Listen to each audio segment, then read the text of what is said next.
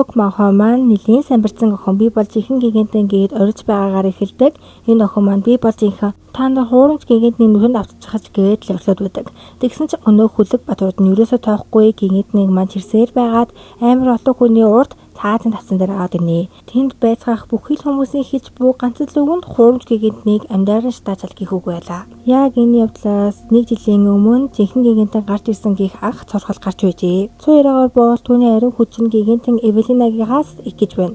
Эвелина гэдэг нь нэлийн урт нэр байгаа учраас одооноос Лина гэж дуудчихъя.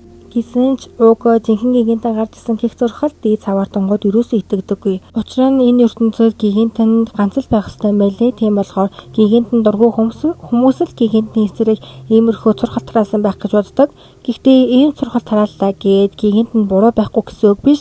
Гигантэн маань өөрөө буруу замаар явчихсан хүн юм байлээ. Энгийн иргэдэж Ириси гигантнээс илүү хүчтэй нэмээд ганцаархнаа мангасыг дарж чадна, 100 хүнийг хүртэл нэг дор эмчилж чадна гээд л ярьцгаана. Даад дэлхийд ганцхан гигантэн байх ёстой гэдэг санангуудаа дээд цөмд байгаа гигантнийг маань хуурамч гээл өөрсдөө итгүүлж байгаа юм чинь. Гигантэн шинээр гараад байгаа шинэ гигантик гих зурхалт үнэхээр дургүй байгаа бололтой.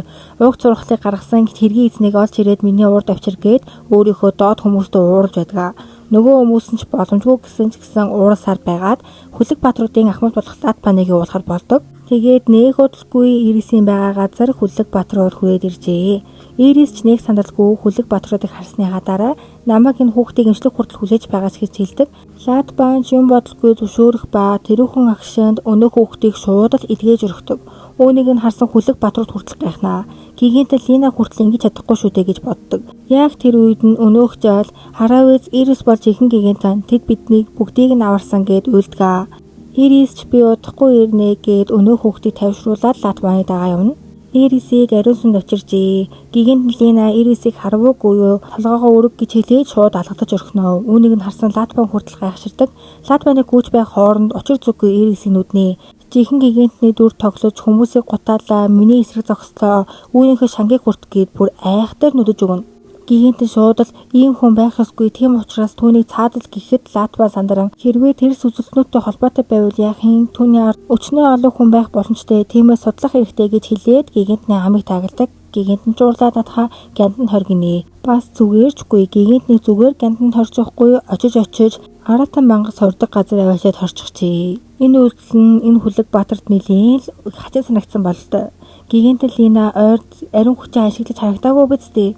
Дээрээс нь Ирис хатагтай шидэг чийчсэн харсан биз дээ. Яагаад ингэж байгаа юм бол ямар нэг зүйл байна да гэхдээ зэрэгцэн Латпан хурж ирээд та хоёр юу хэрэггүй юмраад байгаа юм. Надад ийм худлаа сургал тараадаг хүнтэй хамт ажиллах сонирхол байхгүй шүү гэж хэлдэг.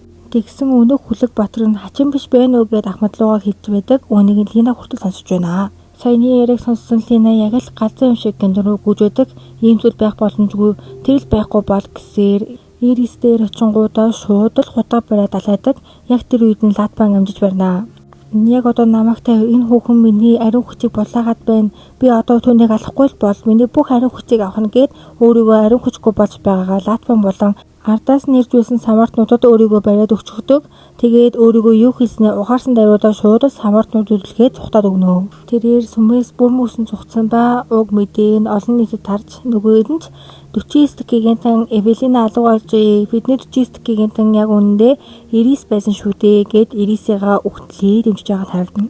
Линаг зогцсноос хойш Ирисийн нэр хүнд огцом өсөж нэмээд амар арталтай болсон байдаг.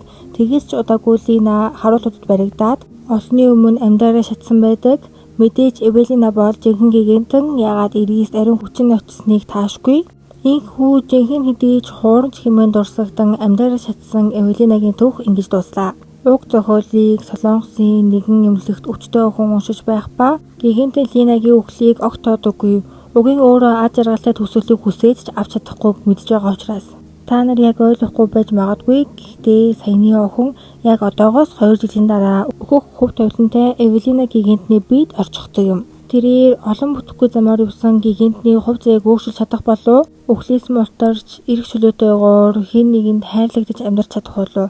Үүнийг мэдхийг хүсвэл та хэд маань лайк дараад комент бичээрэй. Урмын үг авах юм бол би шууд нэлийн урт парт оруулъя.